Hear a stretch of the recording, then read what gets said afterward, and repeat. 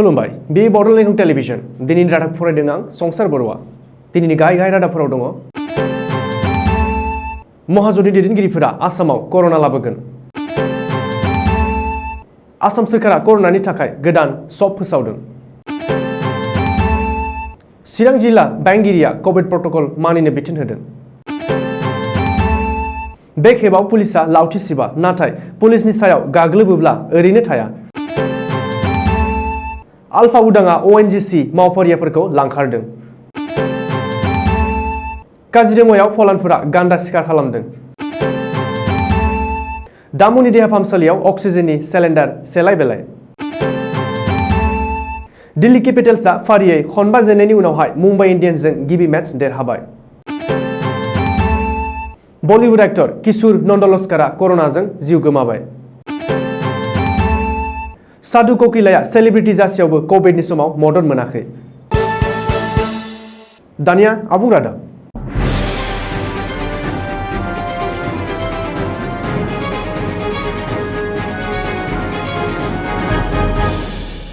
Horse ट्रेडिंखौ गिनानै आसाम नागारना गुबुन गुबुन रायजोआव थाहैनाय महाजनी दैदेनगिरिफोरा आसामाव कर'ना भाइरास लानानैसो फैगोन बे अजदखौ होदों बीजेपी मित्र ज'टनि बाहागोआरि इउपिपिएलनि आफादगिरि आरो बीटीसीनि गाहाय प्रमोद बर'आ बीटीसीनि गाहाय प्रमोद बर'आ मंगलबार खालि क'क्राझारनि रुपनाथ ब्रह्म सिभिल हस्पिटालाव कोविड भेक्सिन लायो आरो भेक्सिन लानायनि उनाव खौरांगिरिफोरजों मोगा-मोगियाव महाजनी दैदेनगिरिफोरा आसामाव कर'नासो लाबोगोन होननानै प्रमोद बर'आ बुंथियो गिख्रंथाव कर'ना भाइरासनि गाग्लोबनायनिफ्राय रैखा मोननो थाखाय अरायबो सांग्रां थानायजों लोगोसेनो सोरखारा होनाय कर'ना प्रट'कलफोरखौ आब्रुथियै मानिना सोलिनो मास्क गाननो आरो हेन्ड सेनिटाइजार बाहायनो थाखायबो प्रमोद बर'आ बिटिआर ओनसोलनि रायजो राजाफोरखौ खावलायो मुंख'नो गोनांदि सोरखारा होनाय कर'ना भेक्सिनखौ बयबो लानांगौ होननानैबो बीटीसी गाहाय प्रमोद बर'आ रायजो राजाफोरखौ खावलायो ओरैहाय फैगौ 2 मे खालारखालि विधान सभा बिसायख'थिनि भट साननायनि उनाव आसामाव मोनसे मोजां सोरखार फैगोना रोखा महाजनी दैदेनगिरिफोरनि रावफोरा जेब्लाबो सोलाय सोल' होननानैबो प्रमोद बर'आ खौरांगिरिनि सिगाङाव बुंथियो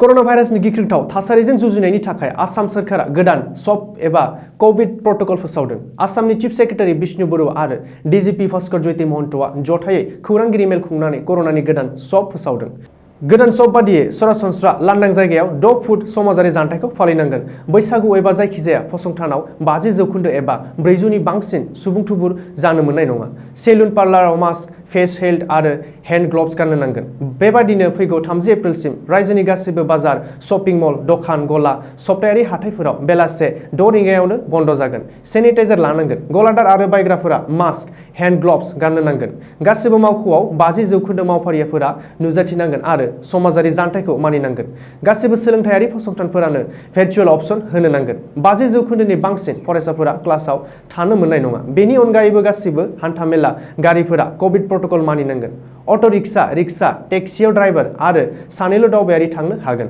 सिटी बास आरो जिल्ला फोनांजाबनाय बासफोरा 50% दावबायारि लांनो हागोन गारियाव गसंना रावबो थांनो मोननाय नङा मुंख'नो गोनांदि जायखिजाया समाजारि हाबाफारियाव रावबो गसंना थानो मोननाय नङा निजायारि हाबाफारि आरो जुलियाव 100नि बांसिन सुबुं थुबुर जानो मोननाय नङा बेबादिनो सुबुंनि सहगारनायाव 20 आरो धोरोमारि हाबाफारियाव 20नि बांसिन सुबुं थानो मोननाय नङा बे समाव आसामावबो कर'ना भाइरासनि अलखद थासारिखौ नोजोर होनानै सावस्रि बिफाना फोसावनाय कोविड प्रट'कलखौ मानिनानै सोलिनो थाखाय रायजो राजाफोरखौ बिथोन होदों चिरां जिल्लानि जिल्ला बेंगिरि आरो चिरां जिल्ला डिजास्टार मेनेजमेन्ट अथ'रिटिनि मासिगिरि गौतम तालुकदारा गांसे नटिफिकेसन जारि खालामनानै रायजो राजाफोरखौ कोविड प्रट'कल मानिनो बिथोन होनायजों लोगोसे मास्क गाननो सुबुं जानथायखौ फालिनो सेनिटाइज बाहायनो आरो गले गले आखाइ सुनो खावलायो मुंख'नो गोनांदि सोरखारा फोसावनाय कोविड प्रट'कलखौ मानियैफोरनि सायाव 1000 रां जुरिमाना फोनांनायजों लोगोसे आईपीसीनि 189 सेक्सन आरो डिजास्टार मेनेजमेन्टनि अक्ट' 2005नि सिङाव साजा होनाय जागोन होननानैबो चिरां जिल्ला बेंगिरिया नटिफिकेसनाव लिरदों आसामाव कर'ना भाइरासनि गाग्लोबनाया गिख्रंथाव महर लाफुदों आसामनि बे थासारिखौ नायनानै आसाम सोरखारा फैगौ 30 एप्रिलसिमनि थाखाय मंगलबार खालि मोनसे गोदान सप फोसावदों आसाम सोरखारा कर'ना भाइरासनि गोदान सप फोसावनायनि उनावनो आसामनि डीजीपी भास्कर ज्योति महन्त आरो चिफ सेक्रेटारि बिष्णु बरुवा मोना जनता भवनाव मोनसे खौरांगिरि मेल खुङो बे खौरांगिरि मेलाव डीजीपी भास्कर ज्योति महन्तआ कर'ना भाइरासनि माखासे गोदान नेमखान्थिफोरखौ फोरमायथिनायजों लोगोसेनो देग्लाय पुलिसा रावनिबो सायाव लावथि सिबनाय नङा होनना फोरमायो नाथाय पुलिसनि सायाव गाग्लोबोब्ला पुलिसा ओरैनो थानाय नङा आरो सोरखारा फोसावनाय आयेनखौ सिफायग्राफोरा जोबथेसालियाव थांनो नांगोन होननानैबो रोखायै फोसावो बेजों लोगोसेनो गिख्रंथाव महामारी कर'ना भाइरासनि हेंथायै जुजिनायाव आसामनि सरासनस्रा रायजो राजाफोरनिफ्राय मदद नागिरदों आसामनि डिजिपि भास्कर ज्योति महन्तआ। बबेखानि दिनैनि समाव आसामाव 5,05,000 कर'ना भेक्सिन स्टकआव दं होन्नानैबो खौरांगिरि मेलाव फोरमायदों। कयपनि सानै मावफारियाफोरखौ लांखारनायनि उनाव बे खेबाव परेश बरुवा दैदेननाय आलफा उदांआ ONGCनि 3 मावफारियाफोरखौ लांखारदों। सुलुङाव फोरमायथिनाय बादिब्ला थांनाय हरनि 1:30 रिंगायाव हाथियार लानाय 5 सोद्रोमाफोरा लाकुआव GGS-4 सराइदेव जिल्लानिफ्राय ONGCनि 3 मावफारियाफोरखौ लांखारदों। नाथाय उननि समाव ONGCनि 3 मावफारियाफोरखौ लांखारनाय जाथायाव आलफा उदांआ लोब्बा थानायखौ आफादनि बिथिंनिफ्राय राजि जादों होन्नानैबो सुलुङा फोरमायदों। बबेखानि आलफा उदांआ लांखारनाय ONGCनि 3 मावफारियाफोरखौ फारियै गलाघाट जिल्लानि रितुल ग'स्वामी टेक्निशियान, जरहाटनि अलकेश साइकिया जुनियर टेक्निशियान आरो शिबसागरनि मोहिनी मोहन गगৈ जुनियर टेक्निशियान होन्नानै सिनायथिनो हादों। मुंख'नो गोनांदि बे खौरांखौ सुजुनाय समहालागै ONGCनि 3 मावफारियाफोरखौ आलफा उदांआ मा जाहोननि थाखाय लांखारदों बेनि बागै जेबो मिथिनो हानाय जाथ'वाखै। काजिरङा हायुङारि पार्कआव फलानफोरा फिन गान्दा गावथारदों। काजिरङा हाग्रामायाव सुरां फलानफोरा मासे गान्दाखौ गावथारनानै गं दानख'ना लांदों।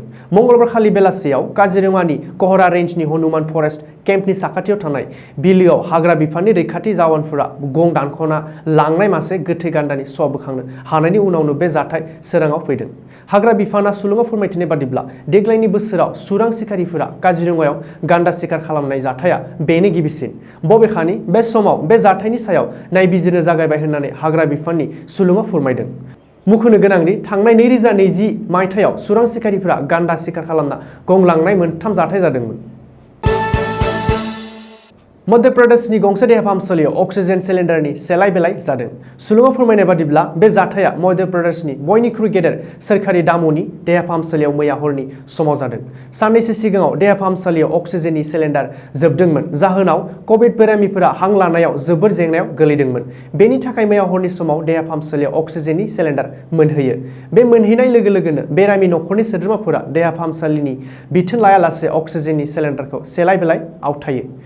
बिसोरनि बिदि आखुआव देहा फाहामसालिनि स्टाफआ देहा फाहामसालिखौ बन्द खालामना होगोन होनना बुंनांगौ जायो। नाजानायनि गेजेरजों दिल्ली कैपिटल्सआ मुंबई इंडियन्सखौ फेजेननायाव जाफुंसार जानो हाबाय।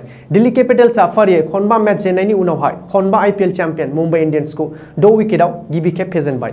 बे देरहानायनि उनावहाय दिल्ली कैपिटल्सआ हानजाया 6 पइन्ट्स आरजिनानै पइन्ट्स टेबुलाव नैथि फारिलाइयाव दावखोबाय।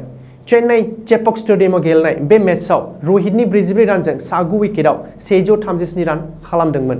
फिननायाव दिल्ली कैपिटल्सआ 4 विकेटआव थरबा बल थासेयावबो 138 रान बुनानै मेचखौ देरहानो हायो। दिल्ली हानजानिफ्राय शेखर धावनआ 45 रान बांसिनै बुयो आरो स्टीवन स्मिथआ 33 रान खालामो। गोविंदानि फिल्म जिस देश में गंगा रहतेयाव सान नाटानि आखु लानाय मुं खामायनो हानाय किशोर नन्दलस्करआ मैया कर'नाजों जिउ नागारनांबाय। सुलुङाव फोरमायनाय बादिब्ला बिथांखौ 14 एप्रिलाव ठाणेनि कोविड-19 सेन्टाराव थिसननाय जादोंमोन। हां लानायाव जेंना आरो अक्सिजेननि लेभेला गोख्रै खमायनायनि जाहोनाव मैया थामहिनबा 20 एप्रिलाव 12:30 बाजिनिफ्राय 1 बाजिनि गेजेराव बे कोविड सेन्टारावनो जोबथा हां बोयो। बिथांनि थैनायखौ खौरां मोननानै बलिउडनि सेलिब्रिटि मनोज बाजपेयी रणबीर सिंहआ ससियेल मिडियायाव मान बावनायजों लोगोसे दुखु फोरमायदों। साउथ फिल्मनि मिउजिक डाइरेक्टर आरो कमेडियान सादु ककिलाया कभिडनि समाव जोबोद अलखदाव गोग्लैनो गोनां जादों। सुलुङाव फोरमायनाय बादिब्ला सादुनि बिदानि फिसाज्लाया कर'ना पजिटिभ जादोंमोन। बेरामिनि अक्सिजेन लेभेल जोबलांनायनि जाउनाव हां लानायाव जोबोद अलखदाव गोग्लैनो गोनां जादोंमोन। बेनि थाखाय सादुआ अक्सिजेन सिलिन्डारनि गोबां खौरां लासेयावबो रावनिबो मदद मोननो हायाखैमोन। सादुआ गाव सेलिब्रिटि जासेयावबो बेबादि अलखदाव गोग्लैनांदों, अब्ला सरासनस्रा सुबुंफोरा माबादि अलखदाव गोग्लैनो हागौ होनना दुखु फोरमायदों। दिनैनि रादाबा एसेनोसै, गोजोन्थों।